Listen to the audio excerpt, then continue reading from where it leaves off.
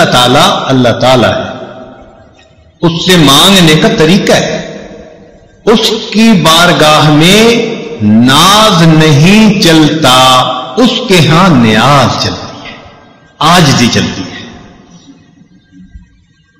کئی مرتبہ عورتوں کو دیکھا خط میں اپنے حالات لکھتی ہے کہ جی میں نے دعا مانگی قبول نہیں ہوئی، بس میں نے تو دعائیں مانگنی چھوڑ دی، یعنی جیسے خامن سے روٹھ جاتا ہے، یہ خدا کی بندیاں اپنی کم علمی کی وجہ سے اپنے خدا سے بھی روٹھی پھرتی، یہ نہیں دیکھیں گی کہ بھائی دعا مانگنے میں تو کوئی کمی ہوگی نا، جس وجہ سے یہ اپلیکیشن ریجیکٹ ہو گئی ہے، اس پہ غور نہیں کریں گی، بلکہ اللہ تعالیٰ جی ہماری تو سنتا ہی نہیں، کیوں نہیں سنتا؟ حدیث پاک میں آتا ہے ہر بندے کی دعا قبول ہوتی ہے، مگر قبولیت کے 3 انداز ہیں، یا تو جیسے مانگی منو ان قبول ہو گئی، یا اللہ تعالیٰ اس کے بدلے کوئی بڑی مصیبت اس بندے سے دور کر دیتے ہیں، یا اس کو نام اعمال میں ذخیرہ کے طور پر لکھوا دیتے ہیں، اور قیامت کے دن اس کو اتنا دیں گے، حدیث پاک میں آتا ہے کہ وہ بندہ دعا مانگے گا، اللہ دنیا میں میری کوئی دعا نہ پوری ہوتی، ہر دعا ذخیرہ بنی ہوتی، اور آج اس دن مجھے اس کا اجر ملتا تو کتنی اچھی بات ہوتی۔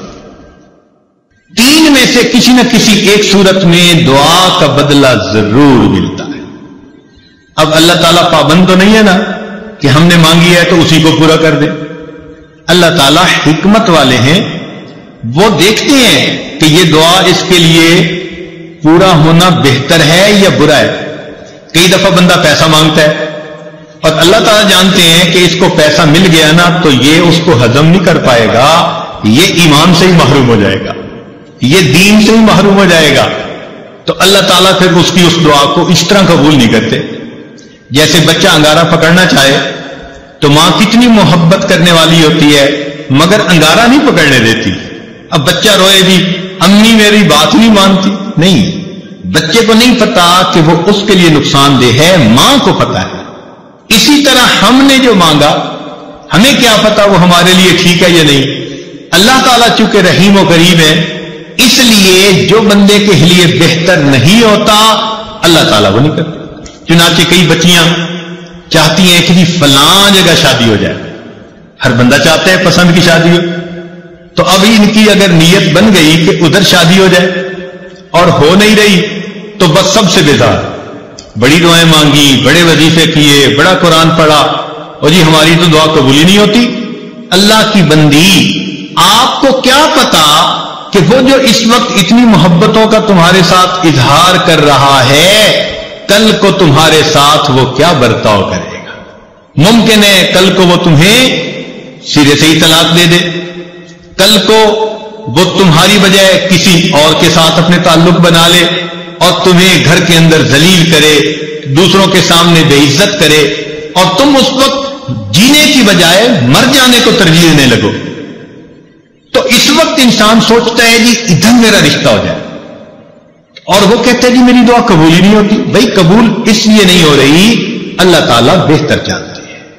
تو اس لیے دعا جب بھی مانگی جاتی ہے اگر بندے کے حق میں بہتر ہو تو اللہ تعالیٰ اسی طرح پورا کر دیتے ہیں، بہتر نہ ہو تو اللہ تعالیٰ پورا نہیں کرتے۔ مثال کے طور پہ ایک بندے نے کہا اللہ مجھے امیر بنا دے، غنی بنا دے، اللہ تعالیٰ نہیں بناتے، کیوں؟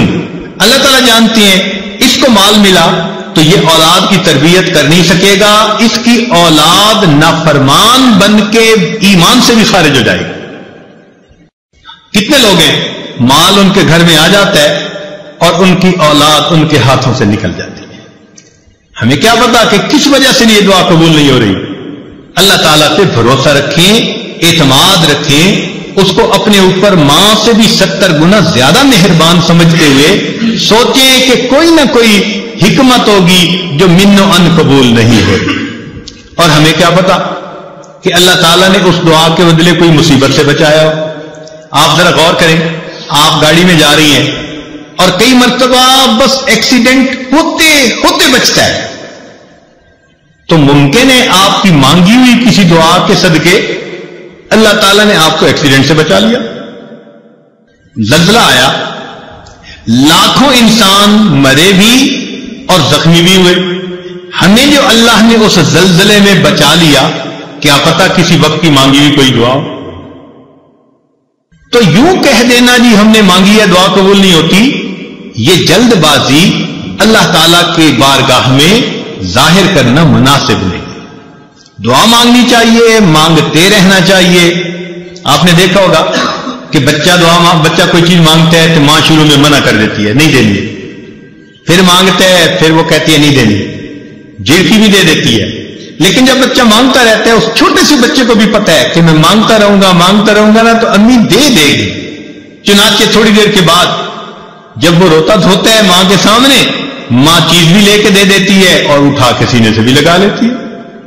तो इसी तरह दुआ मांगनी हो तो हम नॉन स्टॉप बगैर थके अल्लाह से मांगते रहे। हमारा काम है मांगना। मांगने के बाद हम महरूम नहीं रहेंगे, किसी ना किसी सूरत उसका रिटर्न हमें मिलेगा।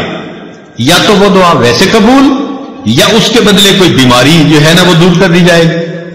क्या पता कि आप दुआ मांगती रही और अल्लाह ताला ने उस दुआ के बदले कोई स्किन डिजीज ऐसी थी जिससे आपको बचा लिया।